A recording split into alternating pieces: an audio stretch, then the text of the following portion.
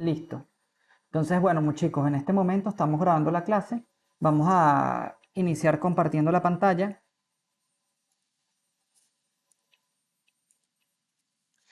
Eh, Ahí está iniciando a compartir. Buenas noches, Jamie. Jaymari, bienvenida. ¿Pueden ver mi pantalla?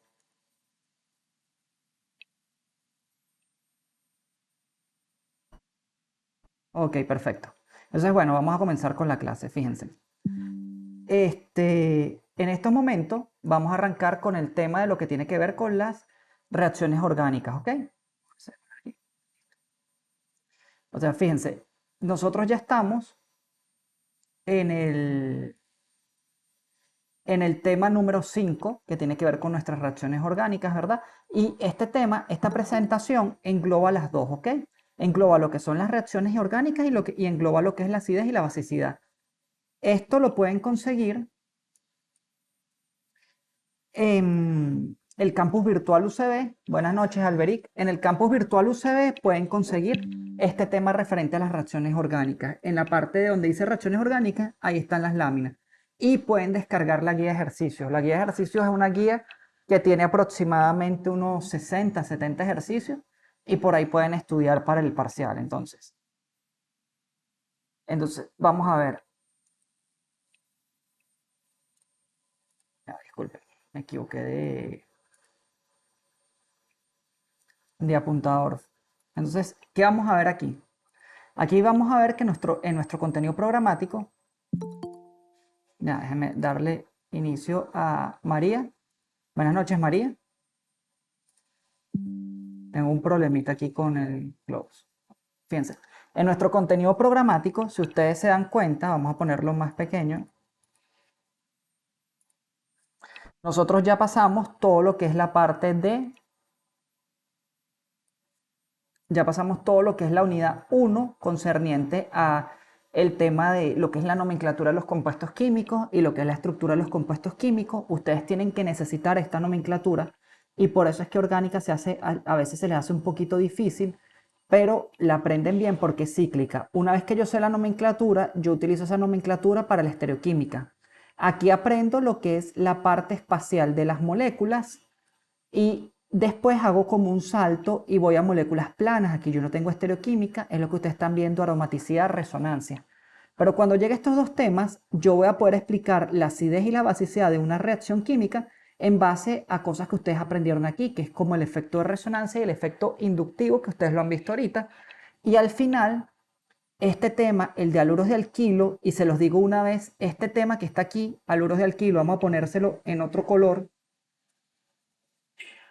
El tema de aluros de alquilo, es el tema más complicado de química orgánica 1 porque conlleva, vamos a darle acceso al estudiante, bienvenida Alexandra, porque ese tema de aluros de alquilo, como les estaba mostrando, es un tema que no solo voy a tener que utilizar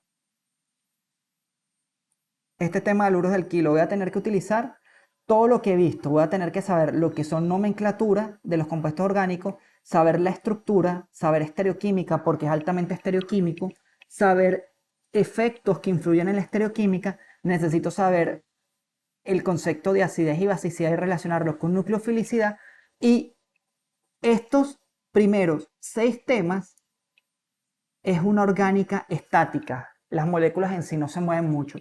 Y esta es una orgánica dinámica porque tiene que ver con mecanismos de reacción. Y es sumamente importante que ustedes aprendan este tema porque el primer tema de orgánica 2, química orgánica 2, tiene que ver con reacciones de adición. Básicamente, ¿qué es una adición? Yo tengo un alqueno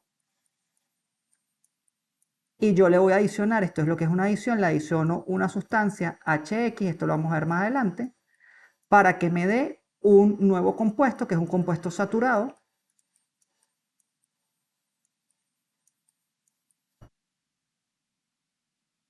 Es una reacción de adición. Si ustedes no saben aluros del kilo, muy probablemente este primer tema de adición les vaya mal y comienzan con el pie izquierdo orgánica. Generalmente el 80% que no sabe aluros del kilo reprueba este primer tema de orgánica 2. Entonces por eso es sumamente importante. Entonces, ¿qué vamos a ver? Fíjense. Aquí vamos a comenzar a tocar lo que son las reacciones, lo que son básicamente la clasificación de las reacciones orgánicas. Estudiaremos los diagramas de energía que vamos a utilizar para el tema del de alquilo y estudiaremos la diferencia entre un estado de transición y un estado intermediario. El tema al principio es bastante teórico, ¿ok?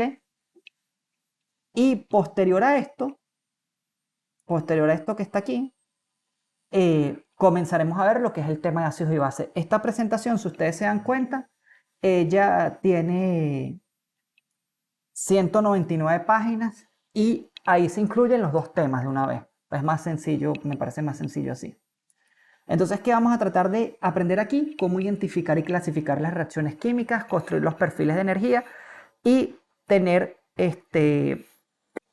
comprender la abstracción, la relación estructura-reactividad. Fíjense, como les he dicho, libros de texto, bueno, a mí me encanta el Pine. Un libro que es súper bueno para esto es el FODS también. Y generalmente algunos libros traen el tema, el Morrison and Boyd trae el tema de reacciones orgánicas y otros libros no los traen. Bueno, ¿cómo nos comunicamos? Bueno, puede ser por el correo si quieren escribir, puede ser por el campus virtual o puede ser sencillamente por el Facebook Messenger o en el pasillo. ¿Cuál es nuestra planificación docente? Fíjense que ustedes tienen el parcial el día 10 de febrero y ya el día 24 de febrero, el viernes, lo vamos a hacer por el campus virtual. Vamos a tener el primer parcial de ácido base y el segundo parcial de ácido base el 10 de marzo. Cada uno vale 12,5%. Fíjense que tiene un valor bastante elevado ese parcial. Buenas noches, Jamie, bienvenida. Entonces, tiene un valor bastante elevado ambos parciales y tienen que estudiarlo. De los dos, este primer parcial es más sencillo que el segundo, o sea que para la unidad, que esta es la unidad 3, traten de enfocarse en ese parcial. Este es un poco más difícil, no es imposible, pero este parcial incluye reacciones orgánicas y resonancia, mientras que aquí solo va a ir reacciones orgánicas y acidez y basicidad solo hasta efecto inductivo. Entonces comencemos a dar el tema de reacciones orgánicas. Bueno, como saben, ahorita somos dos profesores, ya no está la profesora Grisela Lobo, y vamos a ver lo que son las reacciones orgánicas. Entonces vamos a hacer una captura de pantalla para poder escribir aquí en todo esto. Fíjense, vamos a comenzar a estudiar una reacción química. Básicamente, la reacción química solo nos indica una ecuación química. Por ejemplo, si yo tengo A más B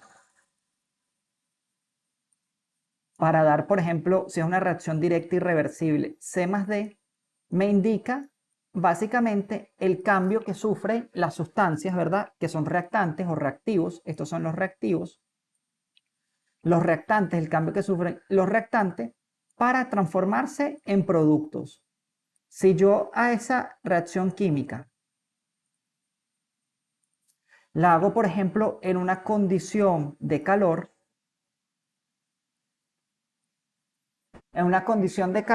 o bajo calor, esto vendría siendo las condiciones de calor. Y si, por ejemplo, hago esa reacción química en calor y en presencia de MOH, que significa metanol, esa es la abreviación de metanol, significa que las condiciones de reacción para que sea esa reacción de A más B para producir C y D involucra calor y metanol.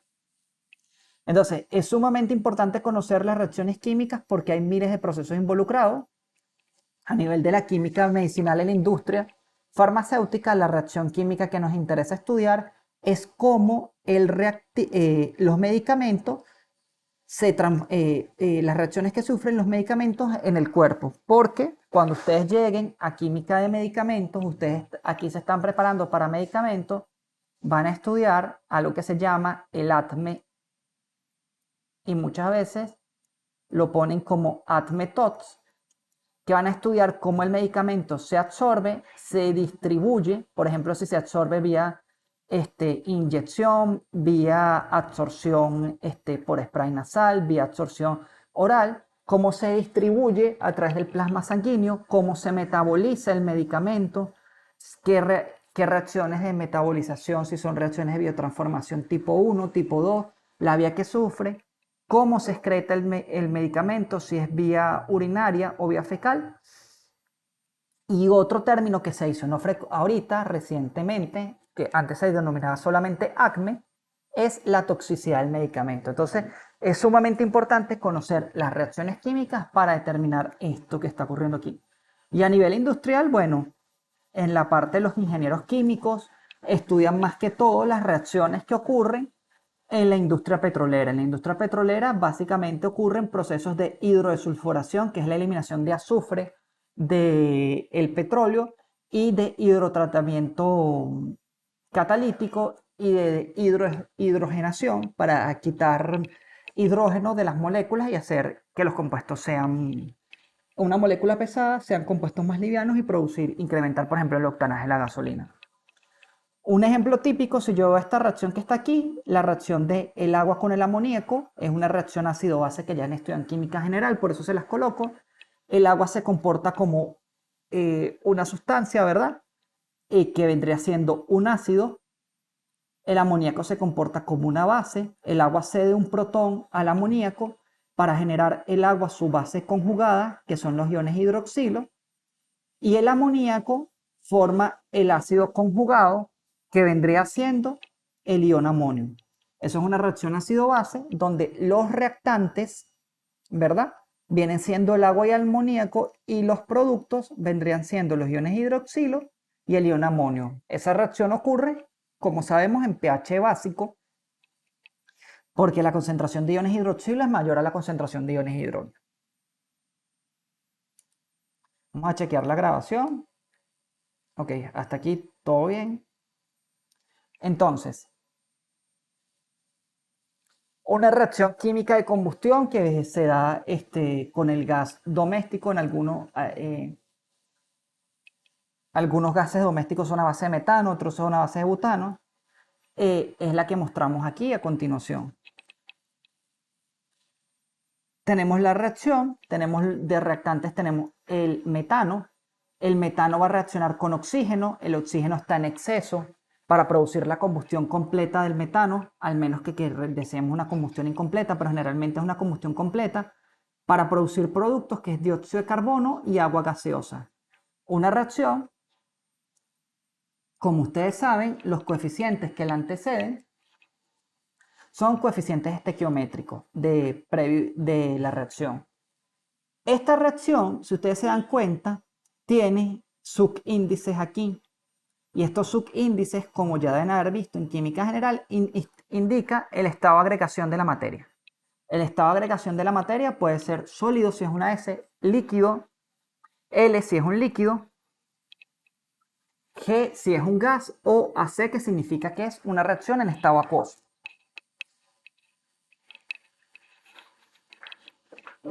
Entonces, la cantidad de reactivos consumidos y la cantidad de productos formados lo manifestamos en función de nuestros coeficientes estequiométricos. Toda reacción química sigue este principio, el principio de conservación de la materia, que nos indica que la materia no se crea ni se destruye, sino se transforma. ¿Qué significa eso? Que si yo parto, por ejemplo, de 100 gramos si yo parto de 100 gramos de carbono en la reacción y la reacción es completa, al final yo debería tener 100 gramos de materia carbono aquí. O, que es lo mismo, si yo parto de 5 moles de átomos de carbono, al final debería tener 5 moles de átomos de carbono. Eso es lo que me indica el principio de conservación de la materia, que la materia no se crea ni se destruye, sino que se transforma. Ajá. Para nosotros en química orgánica hay conceptos súper importantes. Uno de los conceptos importantes es el sustrato. El sustrato, generalmente yo tengo aquí todos mis reactantes. Todos estos son mis reactantes, ¿ok? El 1-propeno, el bromo y el cloruro de sodio son mis reactantes que ocurren en la reacción. Pero hay uno de ellos en particular que se llama el sustrato. Y el sustrato es la sustancia que experimenta algún cambio químico. Si yo veo ese sustrato y veo el otro producto que tengo aquí, que voy a obtener el 1-bromo, 2-cloropropano, ocurrió una reacción de adición. Inicialmente yo tenía una molécula que yo digo que es insaturada, porque es una molécula insaturada, los alquenos, no sé si lo saben. Si yo tengo el alqueno así, de esta manera, yo digo que los alquenos y los alquinos, por ejemplo, aquí tengo el eteno, y si dibujo el etino, que es un triple enlace, estas moléculas yo digo que son insaturadas porque yo puedo adicionarle el carbono está en la capacidad de aceptar más, no más enlaces, sino más átomos. Él sigue teniendo 4 enlaces aquí, pero si yo le adiciono, por ejemplo, un cloro, ¿verdad? A ambos lados de mi alqueno para pasar del eteno al 1,2 dicloroetano, yo he pasado de una molécula que es insaturada, ¿verdad? Una molécula, perdón, que es insaturada, que estoy aquí, a una molécula que es saturada, porque aquí yo ya no puedo adicionar más enlaces, no puedo adicionar más grupos. Ya el cloro está saturado como tal, o sea, él no puede tener 5, como sabemos, él no puede tener 5 enlaces, sino explotaría porque es un elemento del segundo periodo de la tabla periódica. Igual ocurre con el alquino, yo puedo pasar de una molécula insaturada a otra molécula con un menor número de insaturaciones, por ejemplo, si paso de un alquino a un alqueno, o de una sola vez pudiera pasar a una molécula saturada, que sería básicamente este mismo alquino, pero que yo, por ejemplo, le adicione 2 grupos cloro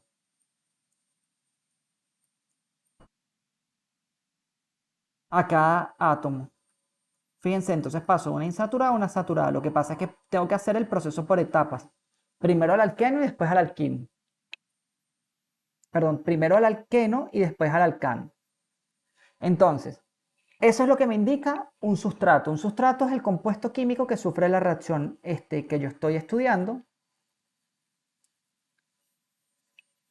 Después tenemos el reactivo, que son todas las sustancias que interactúan en esta reacción con el sustrato para dar lugar a una sustancia con propiedades químicas distintas. Los productos vienen siendo las especies que se forman y las condiciones de reacción, como se los nombré con anterioridad, son que si la reacción ocurre a una temperatura, por ejemplo, hay reacciones que ocurren a temperaturas específicas, ejemplo, 70 grados centígrados, si la reacción necesita temperatura, o si es una reacción que no requiere temperatura, pueden ocurrir reacciones que ocurran a menos 5 grados centígrados.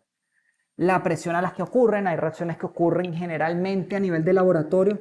Todas nuestras reacciones son bajo presión constante, significa que ocurren a la presión atmosférica, presión de una atmósfera o 760 milímetros de mercurio, pero pueden llegar casos de reacciones que ocurran por ejemplo, a 5 atmósferas de presión, y para que una reacción ocurra a 5 atmósferas de presión, yo debería tener, por ejemplo, un reactor especial que me permita obtener 5 atmósferas de presión. Otra cosa importante que vamos a ver aquí en estas reacciones son los tipos de reactivos que yo obtengo, que esto es lo que me está explicando Luis, que inicialmente esto es un poco teórico. Yo puedo tener sustancias que sean electrófilos, proviene del griego, significa que son amantes de electrones, básicamente son ácidos de Lewis, son moléculas que son deficientes en electrones. Por ejemplo, el tricloruro de aluminio es un ácido de Lewis, es una molécula que tiene una hibridación sp2 con una geometría trigonal planal. Fíjense cómo estamos comenzando a correlacionar todo.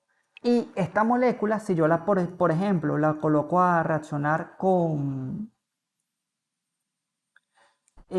cualquier reactivo, por ejemplo, con fluoruro de sodio, como es un ácido de Lewis, yo voy a tener, es una molécula que yo diría en este caso que es insaturada, ella va a poder adicionar porque tiene en su capa de valencia todavía orbitales disponibles. Perdón, aquí es un, déjenme ver, aquí es un flúor. Ok, aquí es un flúor lo que estoy adicionando, ok. Ahí lo que estoy adicionando es un flúor. Fíjense que estoy saturando la molécula. Estos electrófilos, como pueden, como ya se puede inferir, estos electrófilos básicamente pueden ser iones. Cuando decimos un ion, por ejemplo, calcio 2 más, está totalmente disponible. Metales de transición, por ejemplo, el vanadio 5, metales de transición, los iones metálicos. Pueden ser moléculas neutras, como en este caso, o pueden ser moléculas con enlaces muy polarizados que acepten electrones, como por ejemplo el bromo. Aquí están ejemplos de electrófilos. Entonces, como les estaba explicando con anterioridad, esto es un electrófilo porque, como sabemos, el aluminio, sabemos que está en la tabla periódica. Vamos a buscarlo para explicarlo un poquito. Vamos a abrir el navegador. Creo que están viendo. Ahorita deberían ver que estoy buscando una tabla periódica. Si yo busco cualquier tabla periódica de los elementos químicos, ¿verdad? Me centro justo aquí y me veo que el aluminio es un elemento que está ubicado en el tercer periodo de la tabla periódica. Estoy justo aquí. Este elemento, si yo veo, tiene número atómico 13. Y si yo hago la configuración electrónica, ¿verdad? Si yo hago la configuración electrónica de ese aluminio con un Z igual a 13, ¿verdad? Como han visto, fíjense cómo nos estamos repasando de todo lo que hemos visto. Aluminio, ¿verdad? Aluminio, Z igual a 13. Y esto ustedes lo vieron en química general. Básicamente, si ustedes aplican el método de la lluvia,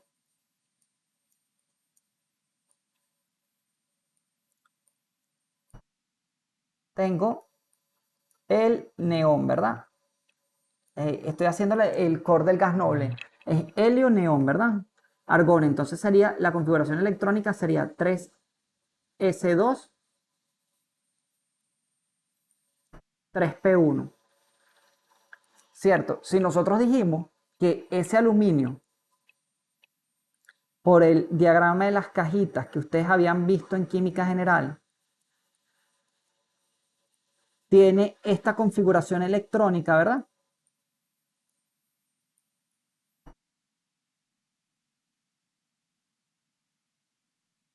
¿Verdad? Esa es la configuración del átomo. Si yo promuevo uno de estos electrones a un nivel superior de energía después de promover ese electrón, P, ¿verdad?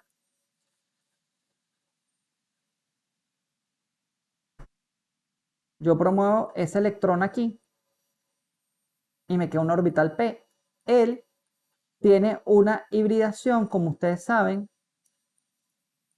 es una hibridación sp2, él es de geometría trigonal planal y deja un par de P de electrones disponibles. Entonces, cualquier,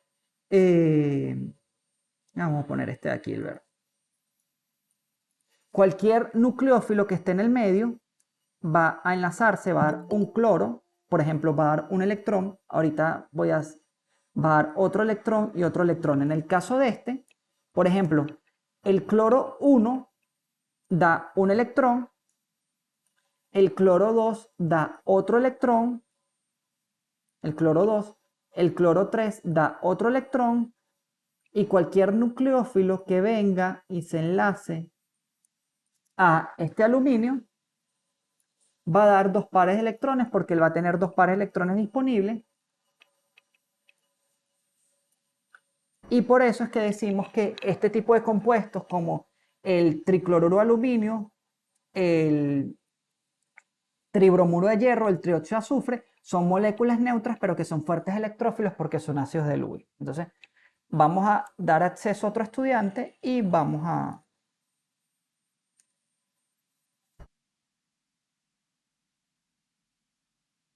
Buenas noches, bienvenidos, Gabriela, Sergio. Entonces, otro ejemplo de electrófilos pueden ser moléculas que están cargadas positivamente, que eso ustedes lo van a tener que aprender a reconocer con el tiempo. Una molécula cargada positivamente, el protón es un fuerte electrófilo. ¿Por qué? Porque si yo tengo una reacción de transferencia de protones, ejemplo, una reacción, vamos a ponerla sencilla, una reacción que es el ácido clorhídrico, ¿verdad? El ácido clorhídrico reacciona con el agua, como sabemos nosotros, el ácido clorhídrico es un ácido fuerte porque es un ácido mineral, ¿verdad? El ácido clorhídrico, si yo veo esto que está aquí, vamos a poner la molécula de agua y vamos a ponerla en su forma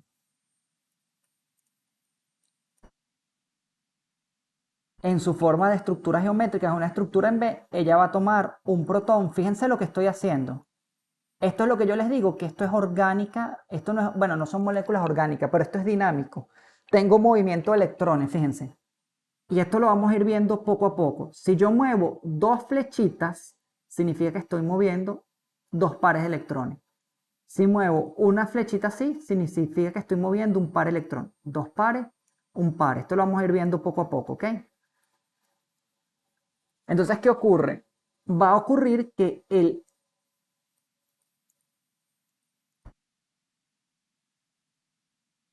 ácido clorhídrico cede su protón al agua y lo que está cediendo no es más que un protón. El protón, que es un fuerte electrófilo que está cargado positivamente, se une a la molécula de agua para formar los iones hidronio, que básicamente son los protones en su forma hidratada en solución, como vieron en sus temas de química general. Otros fuertes electrófilos, el ion nitronio, lo van a utilizar muchísimo en química orgánica 2 cuando lleguen al segundo tema de reacciones electrofílicas aromáticas. Eh, Van a ver cómo, por ejemplo, el benceno, luego de nitrarlo en presencia de ácido nítrico y ácido sulfúrico, perdón, el benceno al nitrarlo en presencia de ácido nítrico y ácido sulfúrico, forma el ion nitronio para formar después un compuesto nitrado como esto que está aquí, el nitrobenceno.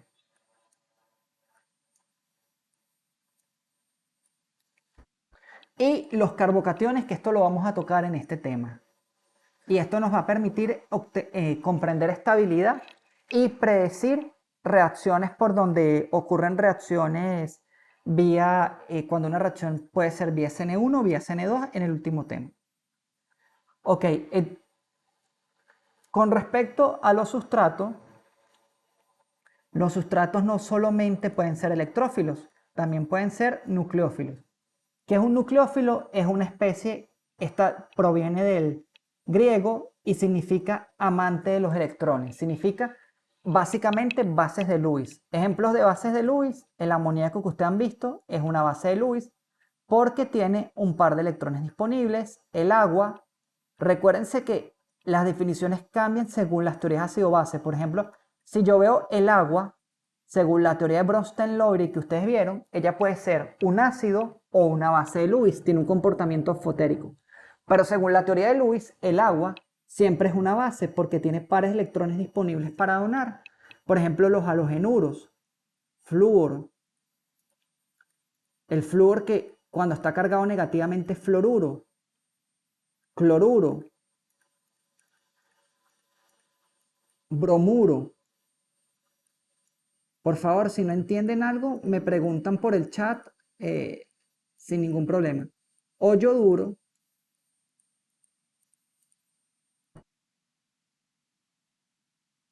Son compuestos que son bases y están cargadas negativamente, son nucleófilos, ¿ok? Son nucleófilos porque son compuestos que pueden ser moléculas neutras o cargadas negativamente, que tienen pares de electrones disponibles para ser donados. Otra base que no es tan fácil verlo son los dobles enlaces. Por ejemplo, el doble enlace puede ser un nucleófilo a través de la nube pi.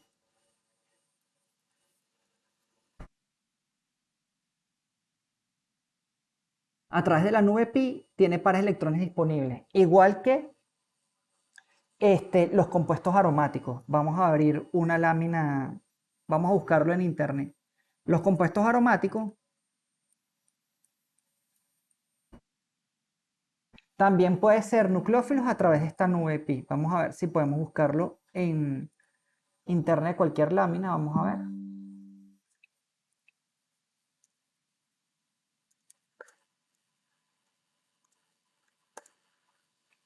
Vamos a ver.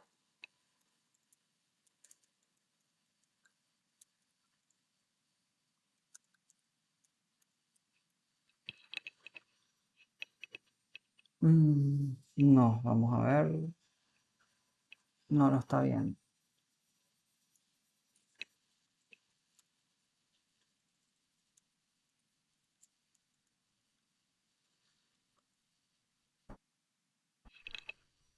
Aquí es lo que les estoy diciendo, fíjense.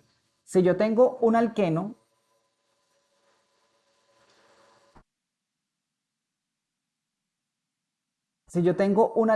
el alqueno, como sabemos, en este caso él tiene una hibridación sp2, ¿verdad? Tiene un enlace sigma, otro sigma, que vendría siendo este carbono, tiene un enlace sigma con el hidrógeno, otro sigma con el hidrógeno, y tiene otro enlace sigma con carbono-carbono, porque tiene un orbital tal sp2. El orbital p disponible forma un enlace pi. Esta nube electrónica es rica en electrones, este enlace pi, y puede comportarse como un nucleófilo. Otra cosa que podemos buscar vendrían siendo los compuestos aromáticos. Por ejemplo, el enlace pi del benceno. Aquí vamos a ver, esta lámina está perfecta. Vamos a ver. Listo. Si buscamos el enlace pi del benceno, fíjense que el benceno y los compuestos aromáticos, y casualmente tocamos en el tema que ustedes tienen ahorita, este es un compuesto aromático porque es cíclico, es plano, es conjugado y cumple con la ley de Huckels, y ocurre el traslape del anillo aromático tanto arriba como abajo del anillo aromático. Entonces, esta gran densidad electrónica que hay tanto arriba como abajo del anillo aromático, ¿verdad? En el orbital pi, hace que esto pueda ser considerado un nucleófilo. Entonces vamos a chequear nuestra grabación. Perfecto, y vamos a continuar. Entonces, como vimos, los tipos de nucleófilos pueden ser compuestos que sean moléculas neutras cargadas negativamente, o pueden ser moléculas que son ricas en pares de electrones pi, alcanos, alquenos y alquinos, también son nucleófilos. Aquí tenemos, por ejemplo, varios ejemplos de nucleófilos. El amoníaco, como lo dije, porque él tiene pares, son compuestos neutros, pero tienen pares de electrones disponibles. Las moléculas de agua, los tioles y, por ejemplo, las amidas. Y aquí tenemos tioles y las amidas, compuestos cargados negativamente, que son bases débiles, o compuestos cargados negativamente, que son bases fuertes, o compuestos impedidos estéricamente, como los compuestos con las nubes pi. Entonces, como les iba diciendo, esto vendría siendo los nucleófilos. Ok, otra cosa que vamos a ver ahorita.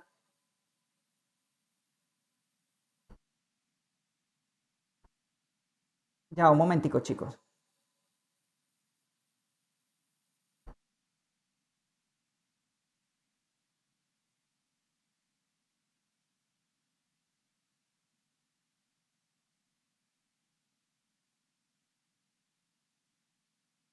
Fíjense, Otras cosas que es sumamente importante y que a mí me ha gustado mucho y es este diagramita que está aquí, es sencillo. Esto lo necesitan, si ustedes aprenden esto, ya gran parte del tema de reacciones orgánicas y sí, de reacciones orgánicas está listo. Entonces tenemos el sustrato, que es una molécula que es la que sufre el cambio químico. Tenemos los reactivos, que son las demás sustancias que aparecen. Sustrato más reactivo me dan los reactantes. Tengo las condiciones de reacción, como por ejemplo un catalizador. Recuerden, un catalizador es aquel que disminuye la energía de activación. Toda reacción química, por ejemplo, y eso lo vamos a ver mucho, perfiles de energía aquí. Si yo tengo, por ejemplo, energía, vamos a poner que es entalpía, en función de coordenadas de reacción, y la reacción es exotérmica, ¿verdad? Entonces, un catalizador es aquel que no me altera los estados energéticos, sino me disminuye, vamos a cambiar de eléctrica, me disminuye la energía de activación. De manera de que disminuye la energía en la cual los reactivos se transforman en productos. Tenemos condiciones de reacción, la reacción ocurre a cierta temperatura. Vamos a quitarlo aquí. Tenemos dos condiciones de reacción, la reacción ocurre a cierta temperatura, presiones, los solventes, y lo que se forma son los productos. Entonces, ¿qué es la reacción química? Una simple definición. Un proceso en el cual un sustrato, que es la sustancia que sufre el cambio químico, y reactivo, la suma de los dos son los reactantes, se transforman en otras sustancias llamadas productos con propiedades químicas diferentes. Ok, fíjense, clasificar una reacción química es sumamente difícil, ¿ok? Clasificar una reacción química es sumamente difícil. Vamos a ponerlo aquí, ya, espera, vamos a quitar escape. Aquí. Clasificar una reacción química es sumamente difícil, pero en base a esto, si ustedes no estuvieran viendo, en base a este esquema, tengo un sustrato, tengo un reactivo, la suma de los dos son reactantes, condiciones de reacción y producto. Si yo tuviera esto que está aquí, si yo veo esto, yo puedo inferir que el sustrato es el ácido salicílico. ¿Por qué? Porque él es el que está sufriendo el cambio químico, ¿ven? Inicialmente yo tenía el ácido salicílico, que es el ácido ortohidroxibenzoico, ¿verdad? O 2-hidroxibenzoico. Y lo que le estoy adicionando es un anhidro acético, una molécula, ¿verdad? No todo el anhidro acético, sino parte de la molécula. Entonces, en esta reacción, el ácido salicílico vendría siendo mi sustrato porque sufre el cambio químico. Voy a dibujarlo acá. Fíjense que ya estamos tocando reacciones químicas. Toda reacción química viene siendo orgánica dinámica. Orgánica dinámica, que es lo que estamos viendo. Yo tengo mi ácido salicílico. Otra cosa que les voy a decir ahorita, antes de que cometan el error, en química orgánica los ácidos carboxílicos son ácidos fuertes, ¿ok? Son ácidos fuertes. Yo si lo comparo con el ácido clorhídrico sulfúrico, el ácido clorhídrico sulfúrico son ácidos minerales más fuertes, pero en orgánica, para nosotros, los químicos orgánicos, son ácidos fuertes. Y cuando ustedes lleguen a Orgánica 2 y les vayan a dar, por ejemplo, la pregunta del laboratorio para darles un bono, o no sé, o puntos, o no sé, ayuda, y les pregunten, dígame un ácido orgánico fuerte, ustedes van a nombrar el ácido acético, el ácido benzoico o el ácido salicílico o cualquier otro ácido orgánico. No vayan a nombrar un ácido mineral, por favor. Entonces, este ácido salicílico, básicamente, si ustedes están viendo, aquí lo que está ocurriendo es una reacción química. Lo que ocurre es esto. Yo estoy eliminando parte de un grupo aquí para formar el producto, y las condiciones de reacción, ¿cuáles son? Bueno, son que la reacción se lleva en etanol como solvente, empleando como catalizador ácido sulfúrico entre 40 y 50 grados centígrados a 15 minutos. Ese es un esquema de una reacción química, ¿ok?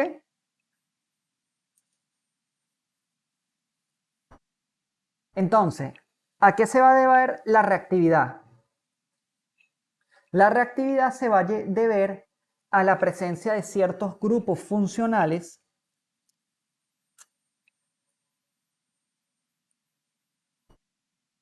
en la molécula a la alta densidad electrónica o a la fracción de cargas, si son positivas o negativas, es decir, si la molécula es polarizable. Entonces, tengo muchos tipos de reacciones químicas y muchas formas de clasificar las reacciones químicas. Ok, estoy buscando unas cositas aquí para mostrarles.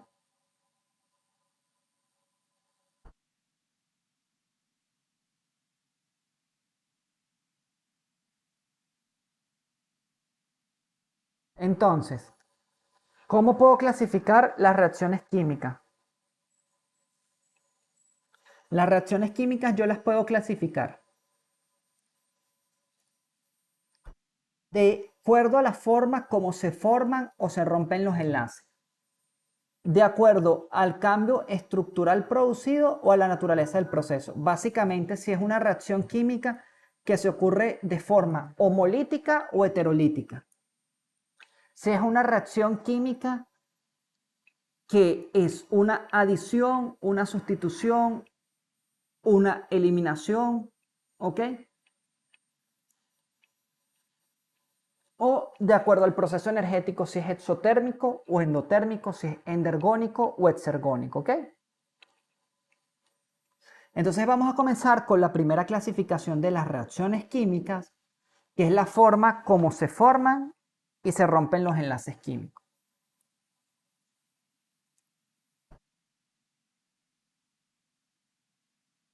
Ok, entonces, si yo tengo esto que está aquí,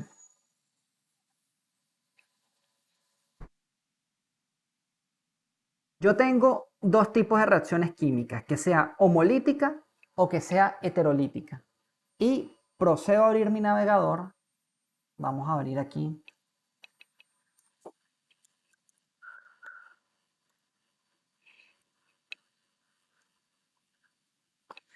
Fíjense cómo la reacción química varía dependiendo de el tipo de,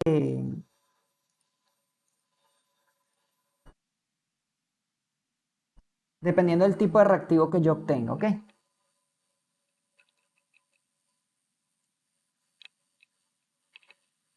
Ok, entonces fíjense. Si yo tengo, por ejemplo, esta molécula que está aquí, ¿verdad?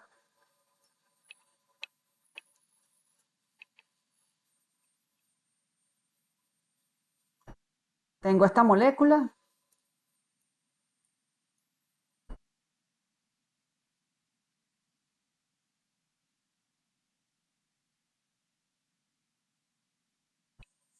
¿Podrán escribir en el chat cómo se llama ese compuesto? Ese compuesto que está ahí en la pantalla.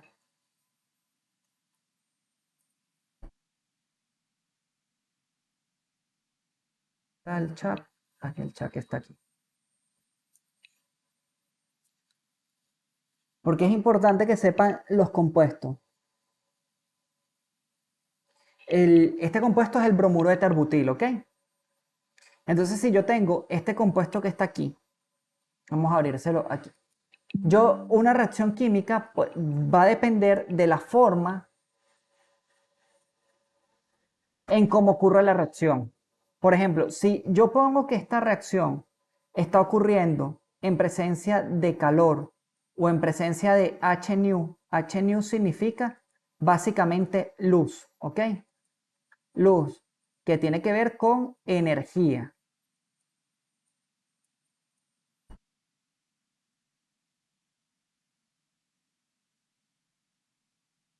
Si yo tengo que esta reacción, ¿verdad? Vamos a dibujarle los grupos metilos aquí.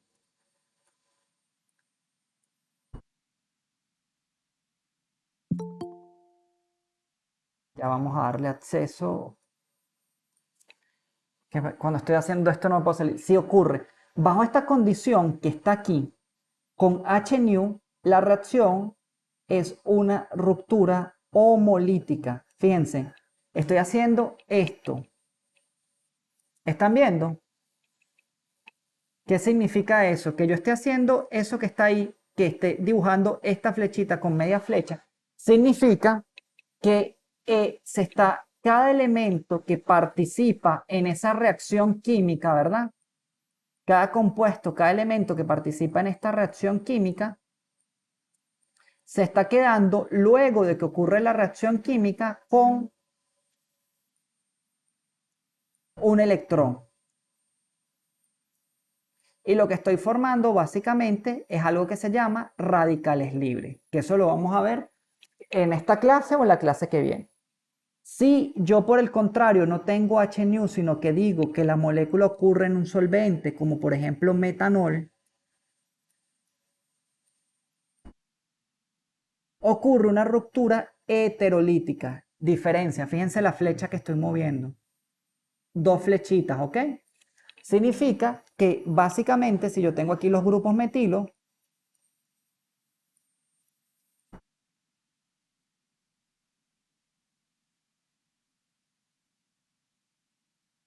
voy a formar un carbocatión terciario con una hibridación. Fíjense que estaba hablando de hibridaciones y todo, para que vean cómo estoy integrando todos los temas que hasta ahorita han visto.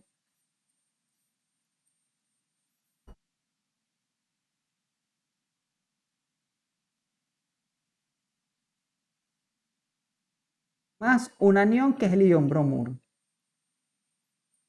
Entonces, básicamente, si una pareja está casada y tienen dos carros, ¿verdad? Y luego el divorcio, cada uno se queda con un carro, podemos decir que ha sido una separación homolítica, o en el caso de las moléculas, una ruptura homolítica. Si ustedes están casados y después del matrimonio ustedes se quedan sin carro y su esposa con los dos, es heterolítico. ¿Ok? En el caso de las moléculas, el grupo saliente se queda con el par de electrones. Ahorita déjenme darle acceso al estudiante. Hay una solicitud de entrada. Creo que no, se cayó. Lo que pasa es que cuando estoy dibujando no puedo, se cae todo lo que estoy haciendo si lo dibujo. Entonces, eso es lo que ocurre. Las rupturas pueden ser homolíticas o heterolíticas. En el caso, fíjense cómo ha cambiado, cómo cambió esto totalmente si yo cambio las condiciones de reacción. En el primer caso que tenemos aquí arriba, si yo coloco como condición de reacción que tengo calor o energía, la reacción es vía radicales libres. Ocurre una ruptura homolítica y el enlace que se rompe, el enlace sigma que se rompe formado entre el carbono y el cloro, cada elemento va a quedar con un par de electrones el enlace. Si yo, por ejemplo, aquí coloco solvente, un solvente especialmente, y lo vamos a ver más adelante, que sea un solvente polar prótico, que me estabilice el carbocatión y me disminuye la energía de activación, ocurre una ruptura heterolítica. Básicamente, el bromo se queda con el par de electrones. Y voy a obtener una especie cargada negativamente como el ion bromuro y un radical terciario, que es un carbocatión terciario. Vimos hasta ahorita cómo se clasificaban las reacciones químicas de acuerdo al tipo de proceso que ocurría. Ahorita vamos a verlo en función al cambio estructural. En química orgánica, nosotros vemos básicamente varias reacciones, ¿ok? Vemos varias reacciones. Vemos reacciones de adición. Vemos reacciones de adición si estoy adicionando algún grupo, ¿verdad? Tengo reacciones de eliminación y tengo reacciones de sustitución, ¿ok? Entonces vamos a ver cada una de estas reacciones, básicamente, cómo se ven, y tenemos unas reacciones un poquito más complicadas que son reacciones de transposición. Entonces vamos a ver, vamos a abrir ahorita la pantalla digital que tenemos aquí. ¿Qué viene siendo una adición? Una adición es si yo tengo un doble enlace, ¿verdad? Que es una molécula que está insaturada.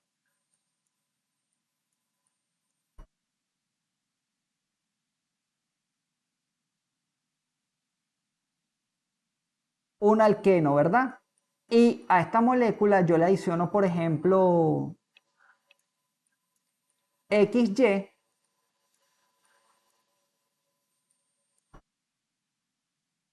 Y a esta molécula llamada XY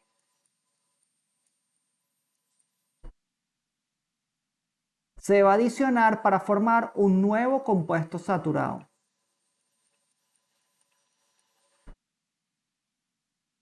Fíjense, inicialmente yo estaba partiendo de un alqueno, ¿verdad?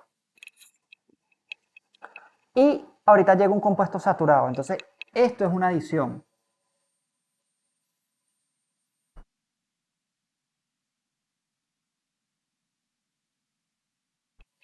Tengo unas reacciones de eliminación, que es la reacción inversa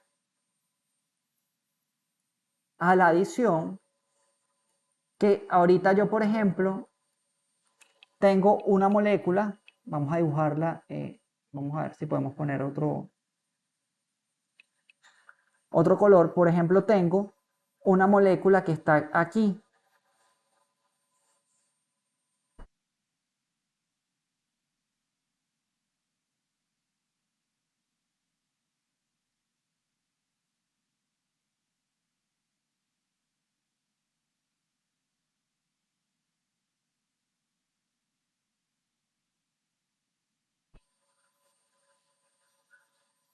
Y aquí tengo HX. Básicamente, lo que ocurre en esta molécula, o en esta reacción química, es que yo estoy pasando, ¿verdad?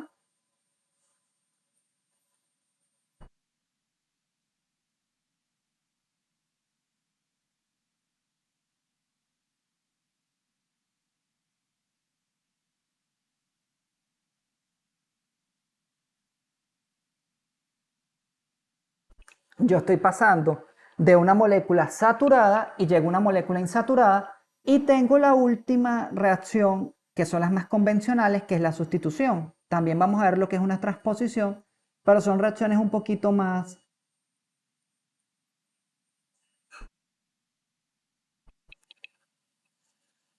son un poquito más complicadas.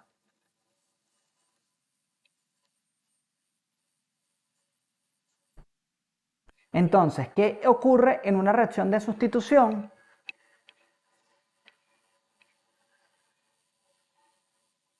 ¿Qué ocurre en una sustitución? Básicamente yo tengo mi molécula, ¿verdad?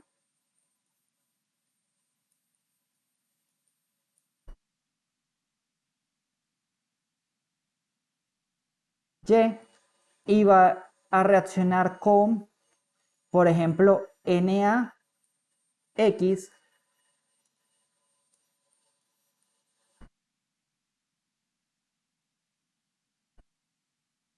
y me va a formar mi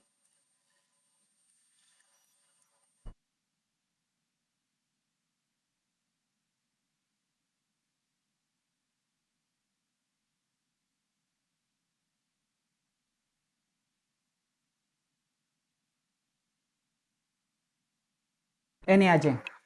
Eso es lo que está ocurriendo. Eso es una reacción de sustitución. Ajá, creo que hay alguna pregunta por aquí. Ajá, puedes preguntar, Alexandra.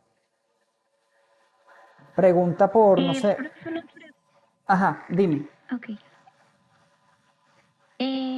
Cuando hay una reacción entonces de adición, los sustituyentes añadidos, si nos mandan a hacer el producto que se va a obtener de los reactantes, siempre los grupos añadidos van a quedar paralelos entre sí, como si estuvieran en posición cis, o pueden quedar uno arriba y otro abajo, como que si estuvieran en posición trans.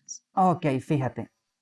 te voy a responder a tu pregunta. Sí pueden quedar dependiendo del tipo de reacción. Yo te puedo preguntar que tú me identifiques qué es una adición, qué es una eliminación, una sustitución o una transposición.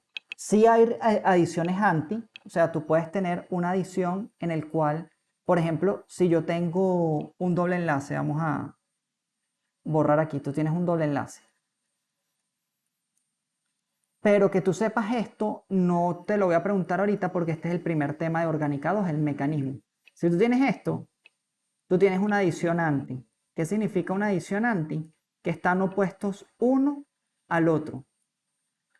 Porque esta reacción, cuando ocurre así, los bromuros están opuestos, se forma un intermediario que es el ion bromonio. Y eso lo van a ver en química orgánica 2.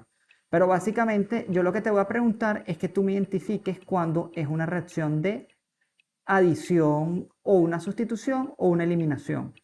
Pero no tanto como la estereoquímica. Eso ya es tema de química orgánica 2, pero es sumamente importante que sepas el último tema, que es las reacciones de sustitución, porque el tema que viene, porque en el reacciones de sustitución, nosotros vamos a ver también reacciones de eliminación.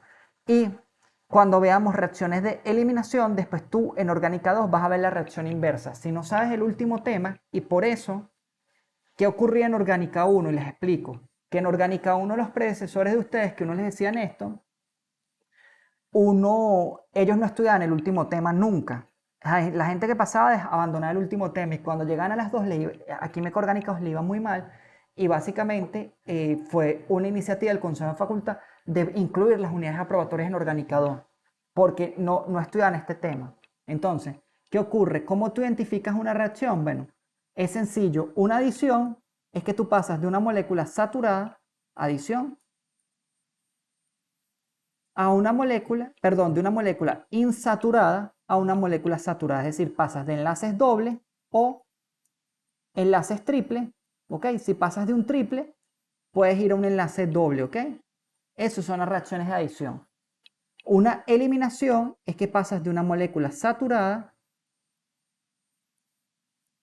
a una molécula insaturada. Y una sustitución básicamente es que tú tienes un grupo X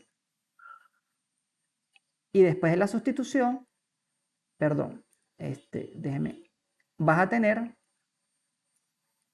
el grupo Y. Eso es lo que está ocurriendo. Entonces, por ahorita, respondiendo a tu pregunta, es aprender a identificar las reacciones, pero no que si la colocas arriba o abajo, no, no. Eso es tema de orgánica 2. Entonces, vamos a regresar a la presentación y vamos a ver los ejemplos de los arreglos para que ustedes vean. Y es lo que les digo, o sea, a mí me gusta siempre explicarles primero para que entendamos mejor las láminas porque si no son en chino. Entonces, fíjense, adición, molécula insaturada, adiciono un reactivo XY y según lo que vemos aquí, esto sería una adición sin. ¿Qué significa adición sin? Que estarían del mismo lado de la molécula, aunque aquí tendríamos que ver la estereoquímica. Pero yo así lo pudiera ver a simple vista como que si fuera sin. Sería anti si se hubieran adicionado de esta manera.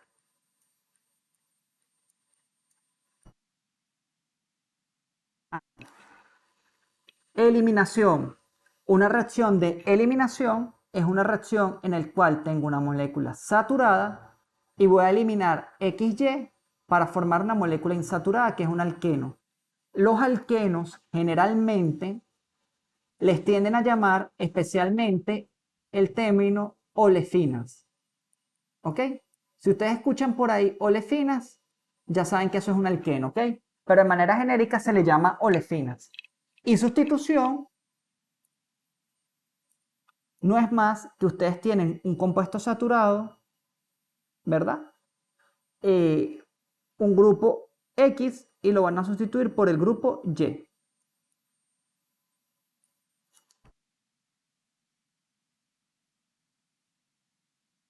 Entonces vamos a ver los tipos de reacciones químicas. Ejemplo de una reacción de adición, chicos. Química orgánica 2. que esto lo van a ver, este es el primer tema. O sea, aquí el mecanismo de reacción de lo que está ocurriendo aquí, vamos a poner es propeno, ¿verdad? Listo, vamos a hacerlo para que ustedes vean. Vamos a enseñarles propeno para dar, ok, fíjense. Voy a hacerlo completo para que ustedes vean que estamos pasando a lo que es la orgánica estática. De la estática a la dinámica. Yo tengo esto.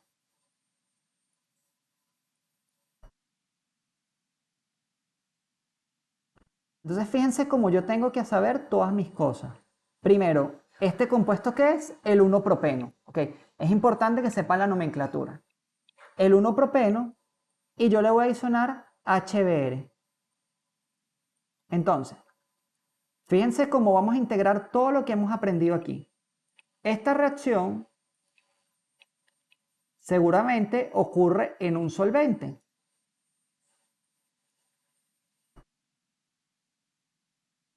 O mezcla de solventes. Pudiera ser agua, pero habría que ver la solubilidad de este compuesto en agua. ¿Okay? Entonces, de aquí vamos a ver. ¿Qué tengo aquí? Este señor sufre el cambio químico. Este es mi sustrato. Este señor es mi reactivo, porque es el que va a reaccionar con el sustrato. Y la suma de sustrato más reactivo me da lo que se llama los reactantes.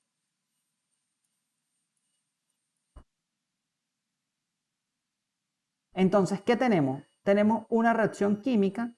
Vamos a cambiar la flecha, el color de aquí. Entonces, ¿qué ocurre? Esto que está aquí, el doble enlace, es un nucleófilo y el bromuro es un electrófilo, el hidrógeno. ¿Por qué el hidrógeno es un electrófilo? Porque si nosotros vemos la tabla periódica,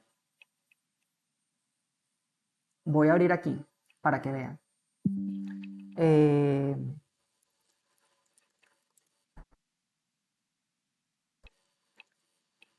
Fíjense que todo esto va saliendo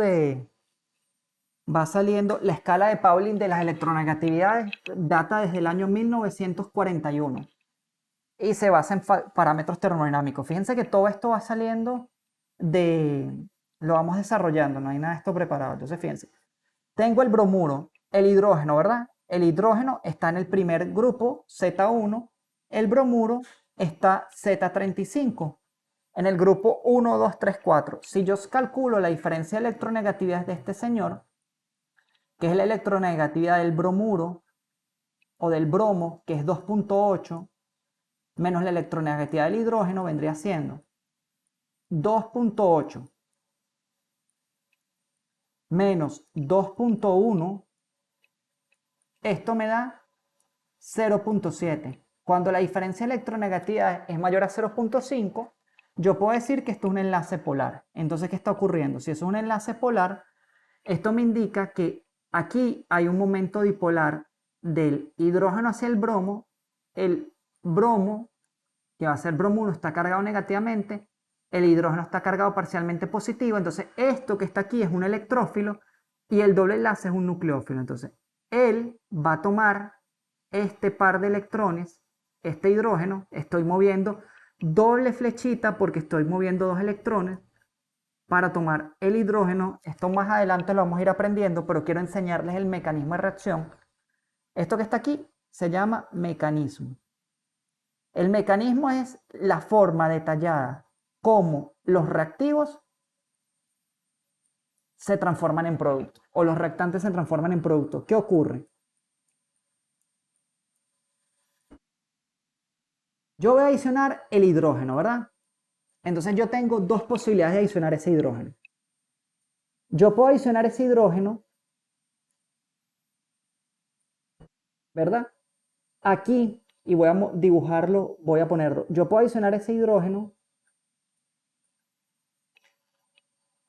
acá, y formar este compuesto, es decir, que adicione el hidrógeno aquí, ¿ok?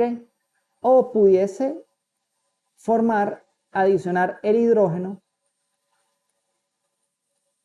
acá, ¿verdad? Cargado positivamente. Perdón, disculpen, aquí me equivoqué. Voy a adicionar el hidrógeno acá para quedar de esta manera.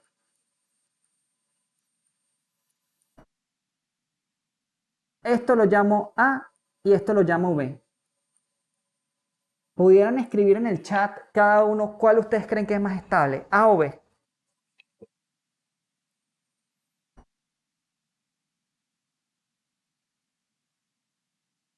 ¿Cuál de ustedes piensan que sería más estable, el A o el B del compuesto?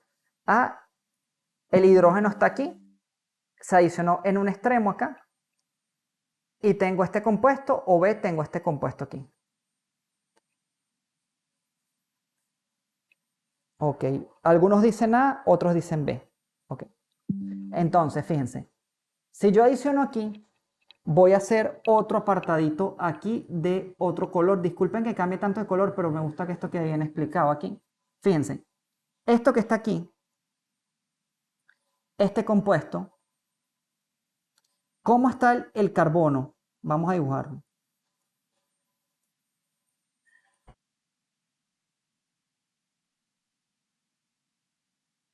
Fíjense, el carbono en A está cargado positivamente, ¿verdad?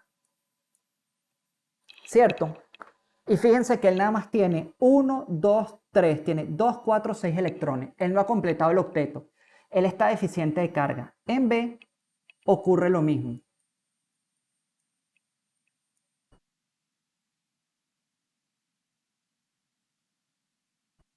En B ocurre lo mismo. El carbono está cargado positivamente y él no ha completado el octeto. ¿Qué efecto tienen los grupos alquilos? Los grupos alquilos, que ustedes lo deben haber visto con la profesora Beck ahorita, tienen efecto más I. ¿Qué significa más I? Que son dadores de densidad electrónica por efecto inductivo. ¿Dónde hay más grupos alquilos? ¿En A o en B? En A yo tengo un grupo alquilo, dos grupos alquilo. Mientras que en B yo solo tengo un grupo alquilo. Entonces, la molécula A es más estable, como dijo, si mal no me equivoco, Jamie, que la molécula B. Entonces B no se va a formar. B es un carbocatión primario. Y los carbocationes primarios no se forman porque el átomo de carbono está deficiente en carga y nada más tienen un solo grupo de densidad electrónica. O sea, si es un carbocatión alquílico primario no se forma. Caso distinto sería que vamos a ver si tenemos, por ejemplo, un doble enlace pegado al carbocatión primario, porque ahí hay efecto de resonancia, por eso vamos a verlo poco a poco. Entonces, el compuesto que se forma, ay, disculpen, dejé el, es B. Entonces, ¿qué ocurre? Este compuesto B, el bromuro, que está en el medio que acaba de salir, está cargado negativamente y va a formar lo que va a ser el producto de la reacción. Él se puede adicionar, como es un carbocatión. Fíjense que esto es altamente estereoquímico.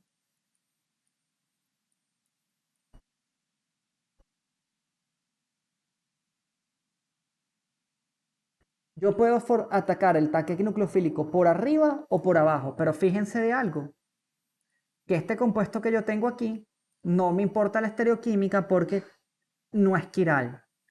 Si este carbocatión diera lugar a un compuesto quiral, yo tendría que dibujar ambos productos de la reacción. Fíjense cómo las cosas poco a poco estamos integrando y se vuelven un poquito más difíciles, pero esto con estudios sale, no es nada del otro mundo. Entonces, esto es una reacción de adición. Básicamente es la adición a un doble enlace, que es un compuesto insaturado de un reactivo. El sustrato es el propano, esto está en inglés la lámina, para dar el producto mayoritario, que es el 2-bromopropano. Hay un cierto producto minoritario que es el 1-bromopropano con un carbocatión primario, pero él en sí es muy poco significativo en la reacción química. Y esto es lo que ocurrió, lo que yo dibujé aquí, paso a paso, que se puede ver complicado ahorita, pero si lo ven poco a poco en las láminas, en la clase, es lo que está ocurriendo. Vamos a ver, disculpen que haga tanto así, pero estoy utilizando las herramientas estas para que sea más fácil. Tengo un electrófilo, en este caso el electrófilo para nosotros fue el protón, pero generalmente siempre es un electrófilo. En una reacción de adición tengo un nucleófilo que es el doble enlace. Y por favor no se olviden, Dios mediante yo tengo bastante confianza que muchos van a probar Orgánica 2. Cuando vayan a Orgánica 2, los videos se van a quedar en el canal de YouTube, entonces pueden utilizarlo.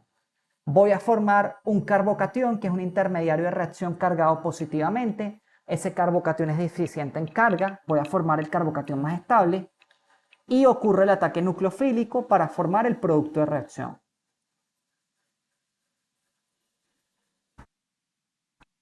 Una reacción de eliminación, que esto sí lo vamos a ver en química orgánica 2, es por ejemplo esta que está aquí, la del bromopropano, y voy a hacerlo para que ustedes vean en, esto es metóxido de sodio, metanol, ok, a 55 grados centígrados.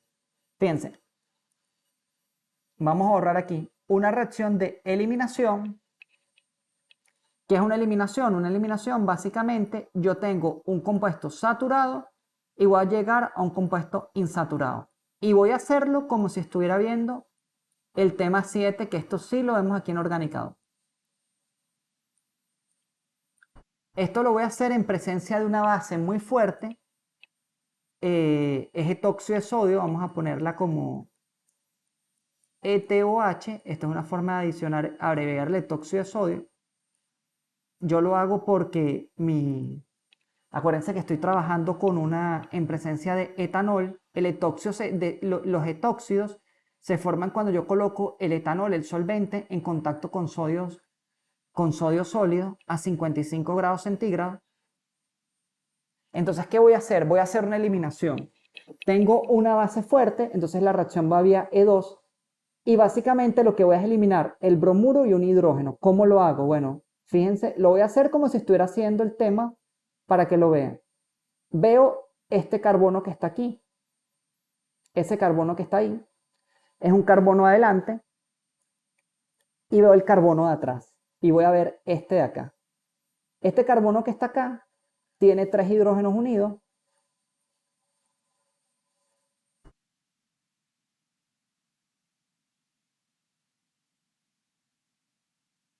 Y este carbono que está aquí adelante tiene un hidrógeno,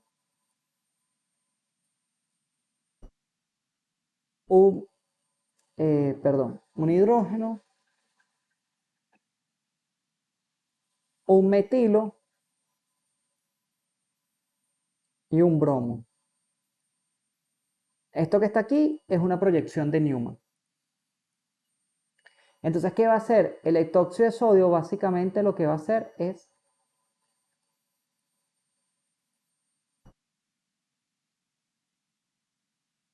tomar un protón de este carbono, voy a tomar un protón de aquí, uno de estos protones, para que se rompa ese enlace carbono-hidrógeno, se forme un enlace carbono-carbono y se rompa un enlace carbono-bromo.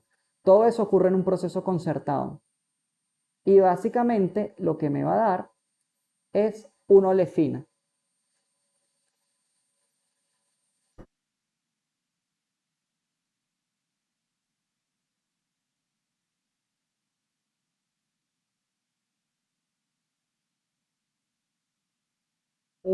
Perdón.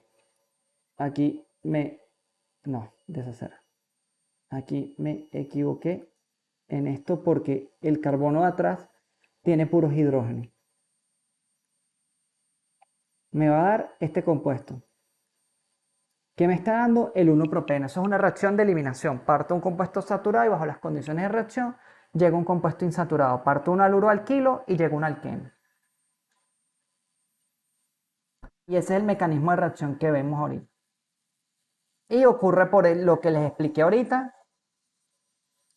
que no es más que, y lo que me explicaba Luis, esto es un pequeño abreboca de todo lo que vamos a ver adelante. Tengo un carbono alfa donde está el hidrógeno, el carbono centro de reacción, yo le llamo alfa. Si yo tuviera otro carbono aquí, le llamo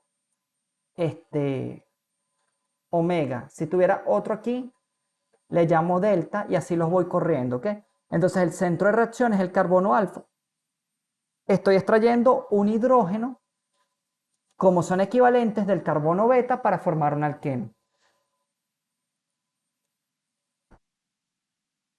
Entonces, otro tipo de reacción que yo tengo es una reacción de sustitución nucleofílica. Esto es una reacción SN2, tema 7. Este tema lo debemos estar comenzando dentro estas reacciones orgánicas, acidez y basicidad. Básicamente duran 3 semanas. Entonces son 6 clases para ver este tema y después deberíamos comenzar el tema de haluros de alquilo. Entonces, aquí lo que estamos viendo, por ejemplo, si yo tengo mi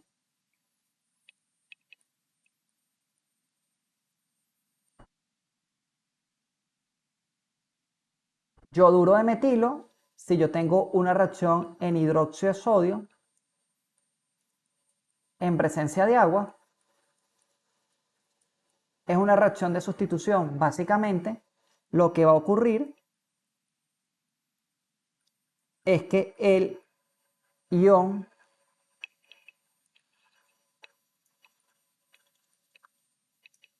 hidroxilo va a atacar a mi molécula, ¿verdad? Y esto va a pasar por un estado de transición y ahorita que lo vamos a ir viendo, vamos a ver qué es esos estados de transición. Pasa que les quiero explicar las reacciones para que vayan teniendo idea de lo que está ocurriendo.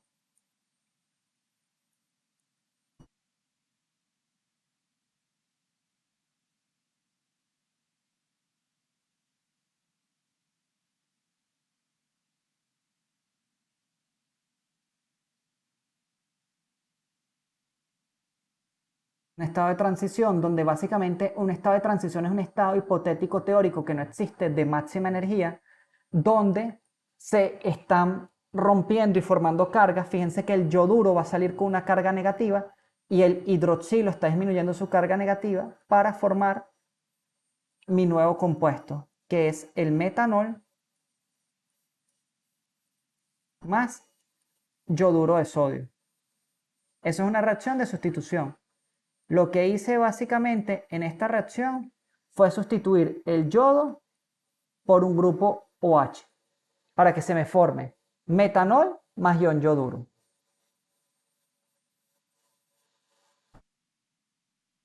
Entonces,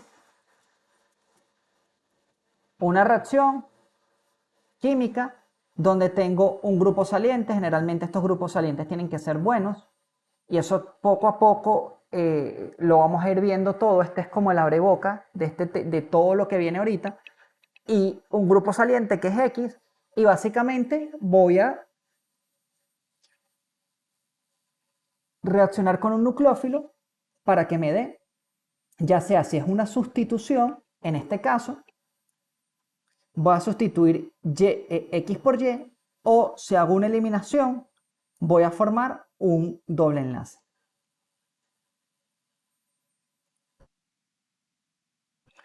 Y el último tipo de reacciones de este tipo, de acuerdo a la naturaleza del proceso químico, son reacciones un poquito más complicadas, que sean bajo condiciones específicas, no son tan fácil verlo, que es una reacción de transposición o de migración. Generalmente son reordenamientos. Esto es un reordenamiento benzidímico.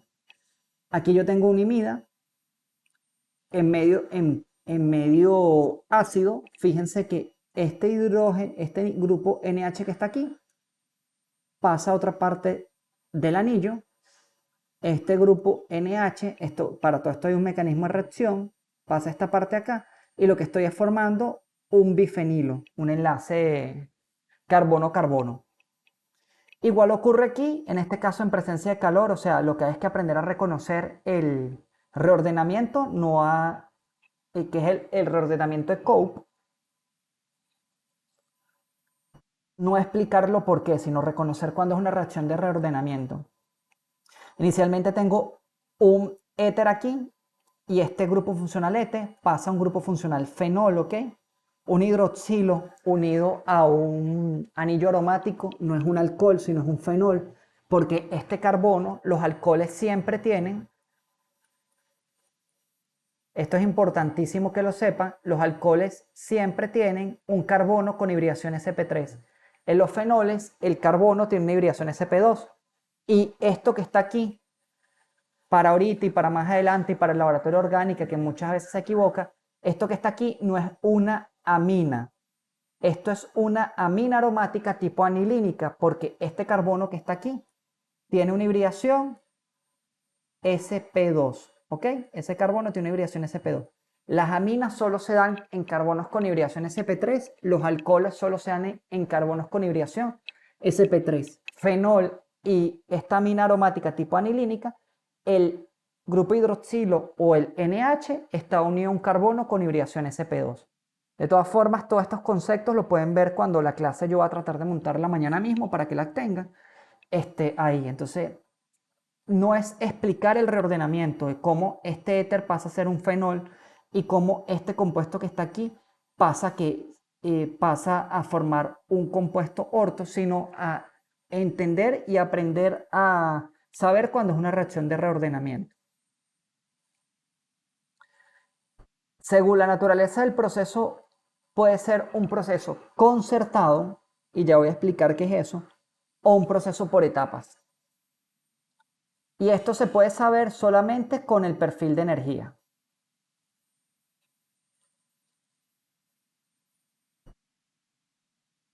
Si yo veo mi perfil de energía,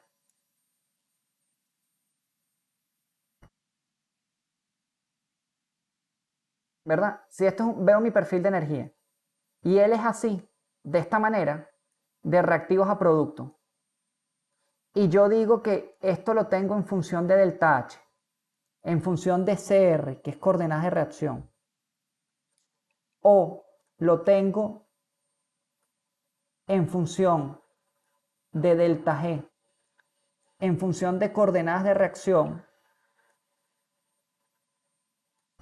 Si yo tengo esto que está aquí,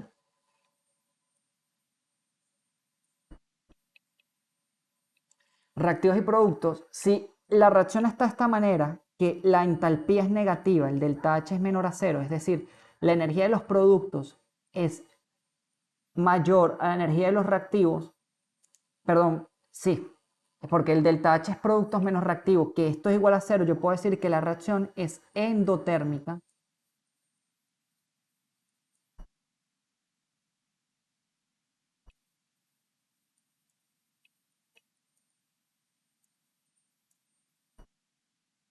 O si es en función del delta G, yo puedo decir, emplear un término, perdón, disculpen, no. Si la energía de los productos, de los reactivos, es mayor que la energía de los productos y esto es negativo, esto es exotérmico, ¿ok? Exotérmico. Es un proceso exotérmico. Cuando la energía de los productos, ¿verdad? Viene siendo menor a la energía de los reactivos porque el delta H se mide como la entalpía de los productos menos los reactivos. Y si lo hago en función de delta G, eso es un proceso exergónico.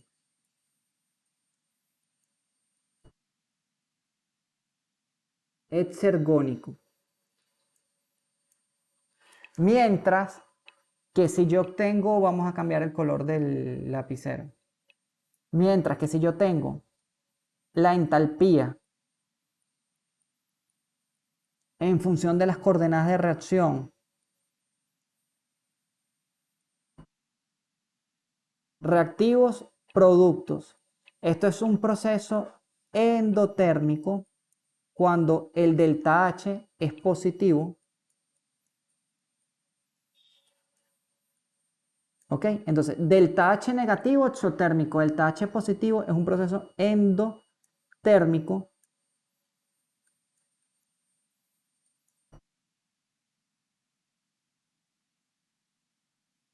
O cuando tengo esto que está aquí, que es delta G, en función de coordenadas de reacción. En este caso, ya no sería endotérmico, sino sería un proceso endergónico.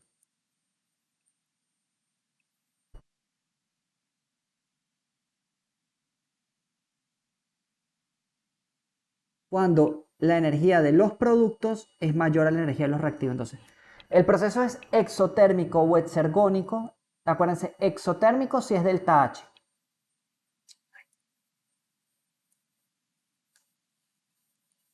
Ya. Disculpen que se me quedó pegada la pantalla. Vamos a... Ok, bueno, no importa. Ujú. Cuando el delta H es negativo o el delta G es negativo, yo llamo el proceso exotérmico o exergónico. Cuando el delta H es positivo o el delta G es positivo, yo llamo al proceso endotérmico o endergónico. Entonces, la entalpía me dice el calor que libera el proceso y el delta G en verdad me dice si el proceso es espontáneo o no. Entonces, voy a borrar aquí. Un proceso concertado, si yo hago cualquiera de esas curvas, por ejemplo, de delta G, en función de coordenadas de reacción, y vamos a hacer ejercicios de eso más adelante, un proceso es concertado cuando ocurre en una sola etapa, llámese en una sola montañita.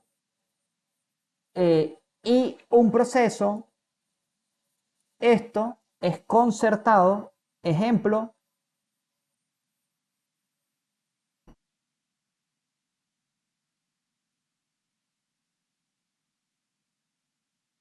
un proceso es concertado cuando ocurre en una sola etapa, ¿ok? Ejemplo de esto, vamos a verlo, una reacción de sustitución nucleofílica bimolecular SN2. Y un proceso es por etapa cuando, fíjense, aquí tengo varias montañitas.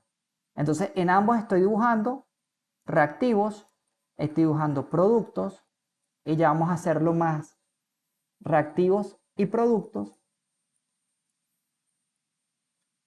En ambos casos, en todos los casos del delta G, la energía de los reactivos es mayor a la energía de los productos, es menor que cero. Pero en este caso, un ejemplo típico de esto, ya vamos a ver qué es SN1 y SN2, es un proceso concertado, es un proceso por etapas. Ok, hay una pregunta. Un momento, por favor, vamos a ver con esto. Sí, Luis, tienes que construir las gráficas y yo les voy a enseñar cómo construir las gráficas. Lo que pasa es que ahorita estamos en el abreboca, pero en la guía, que la tengo que descargar para que hagamos ejercicios la próxima clase, vamos, los primeros ejercicios, creo que los primeros 5 ejercicios, te dicen, se tiene un proceso en el cual la energía del intermediario 2 es mayor que la energía del intermediario 3, el paso lento de la reacción es la etapa 2, construye el diagrama de energía. Y sí, que hay que construirlo.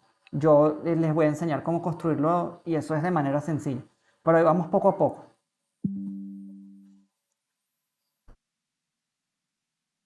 Entonces, fíjense, ya les expliqué eso de manera con mis diagramas, ¿no? Ahorita vamos a verlo mejor en estas láminas y ya cuando nos estamos acercando ya al fin de la clase, vamos a tratar de cerrar aquí. Vamos a llegar hasta intermediarios y ahí lo paramos. Entonces,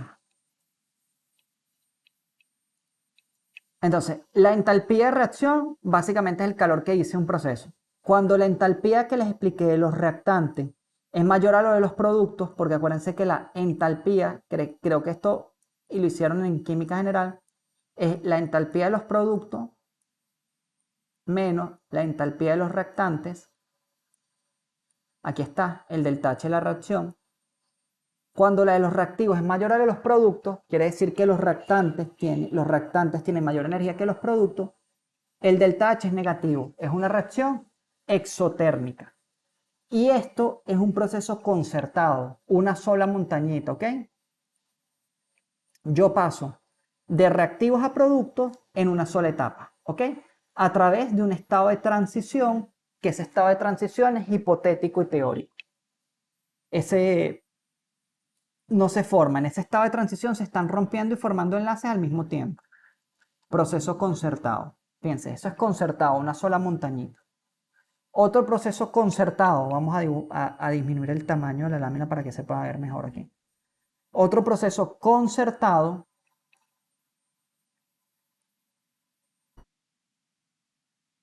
es cuando la entalpía de mis productos es mayor a la de mis reactivos. Llámese, el producto tiene mayor energía que los reactivos, o sea, está más arriba.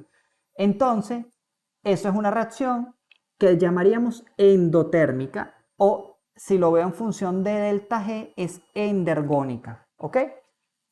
Delta H, cuando la reacción es exotérmica, su paralelo en delta G es exergónica. Cuando la reacción en delta H es endotérmica, su paralelo vendría siendo exergónica. No siempre se da así porque el delta G, que en verdad indica si el proceso ocurre, no solo depende de la entalpía, sino también depende del producto de la temperatura por la entropía. Y esto que es termodinámica lo van a ver bien en tecnología, en Tecno 1 en segundo año.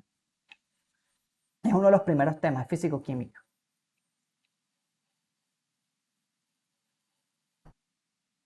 Entonces, puedo tener la reacción exergónica o endergónica. Entonces, era lo que yo les estaba diciendo con anterioridad. Y la próxima clase vamos a hacer ejercicios de esto.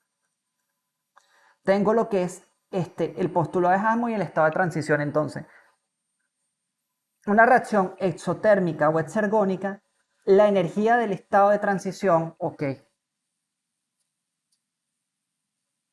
Vamos a explicarle esto de manera sencilla aquí. Fíjense, si yo tengo una reacción A más B, ¿verdad? A más B, o sea, aquí A, B,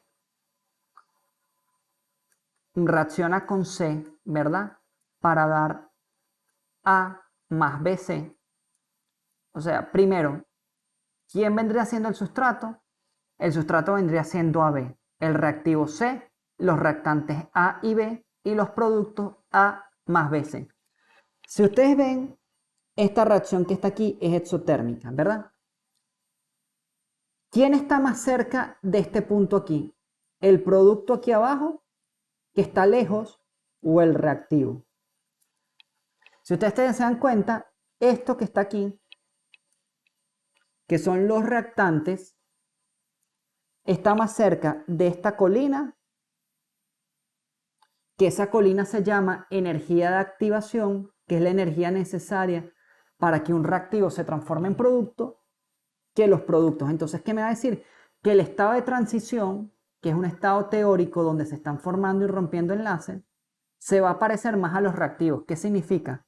Que el estado de transición A y B, que es el enlace que se está rompiendo, van a estar mucho más cerca que el enlace AC, porque el enlace AC se está formando, pero como la reacción es exotérmica, estoy más cerca de los reactivos que el producto.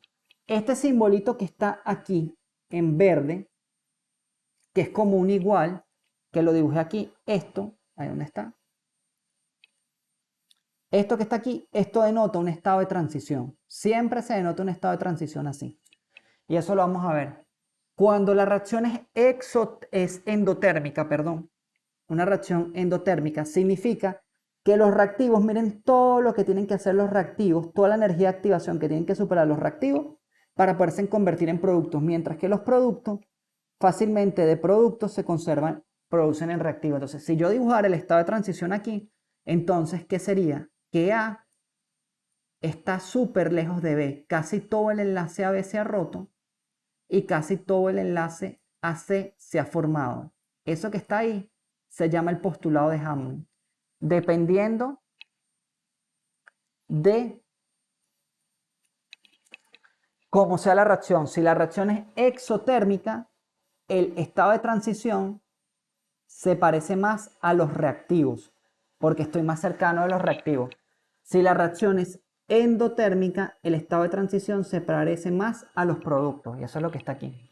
La energía del estado de transición en una reacción endotérmica es más cercana a los productos y de esta manera el estado de transición se alcanza de manera más tardía y es más parecido a los productos, de manera sencilla como se los estaba explicando. Reacción exotérmica significa que estoy más cerca del reactivo que el producto, por lo tanto el enlace que se está rompiendo está más cerca del que se está formando. Reacción endotérmica, estoy más cerca de los productos que de los reactivos, ya casi se ha formado todo el enlace BC y se ha roto casi todo el enlace AC. Entonces fíjense chicos, Vamos a terminar de ver esta parte. Ok, para ver, sí, vamos a terminar de ver esta parte de un proceso por etapas y la próxima clase comenzamos con una recapitulación de eso. Entonces, para ir culminando,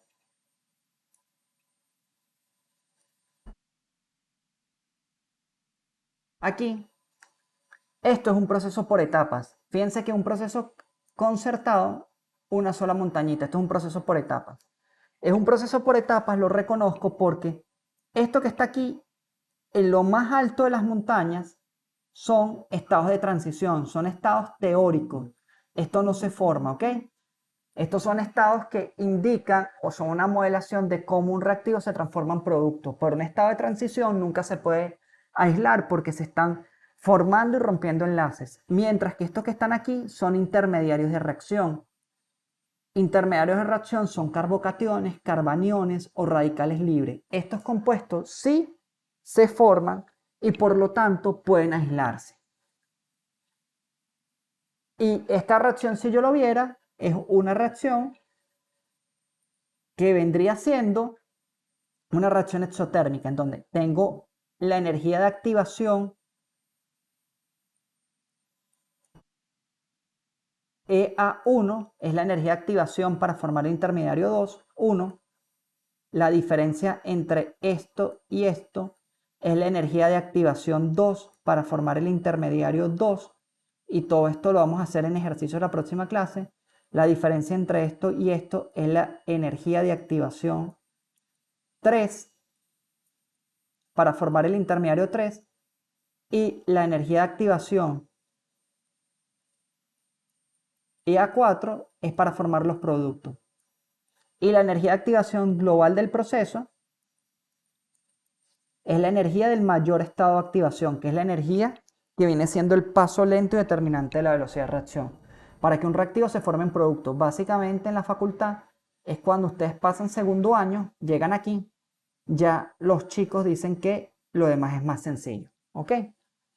Entonces fíjense, vamos a dejar la clase hasta acá. Si tienen alguna pregunta pueden hacerla. La próxima clase les voy a seguir explicando, porque ya ha sido bastante, lo que son estados de transición. Les voy a explicar lo que son tipos de reacciones químicas según los estados de transición.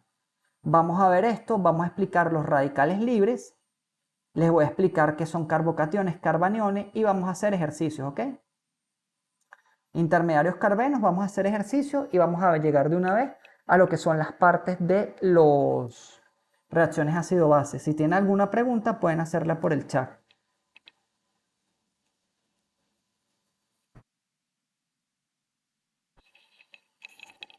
O pueden abrir su micrófono también.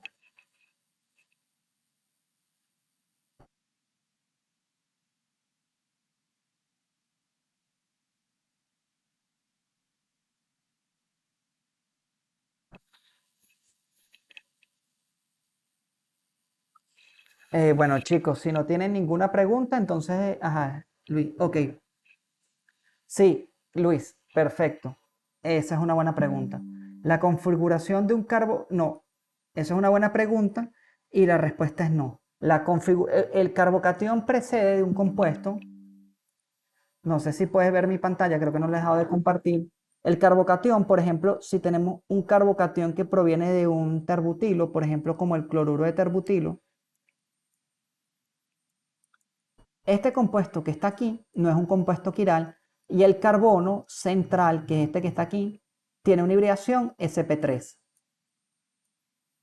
El carbocatión se forma cuando se rompe el enlace bajo condiciones adecuadas carbono-cloro. El cloruro está ocurriendo una ruptura heterolítica. Él se va con el par de electrones, está cargado negativamente y el carbono se queda cargado positivamente.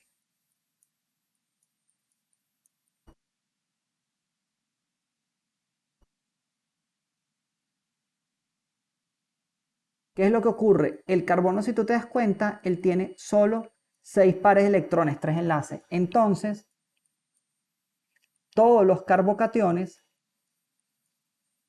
tienen lo que llamamos hibridación sp2. porque tienen un orbital p disponible. Este es un carbocatión terciario y eso lo vamos a ver en la próxima clase. Es un carbocatión terciario porque el centro de reacción, que está cargado positivamente, está rodeado de un grupo alquilo, dos grupos alquilo y tres grupos alquilo. Entonces es plano y un nucleófilo puede adicionarse por la parte superior de la molécula o por la parte abajo de la molécula para formar un nuevo compuesto. No sé si pude aclarar tu pregunta, Luis.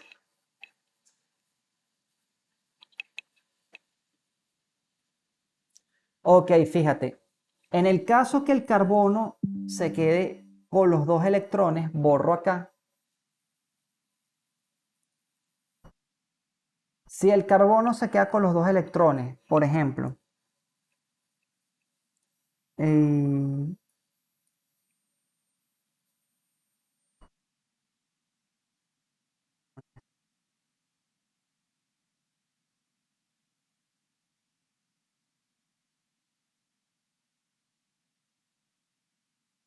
tienes una base fuerte, puede ser amiduro de litio, y tomas este protón de aquí y te quedas con este doble enlace.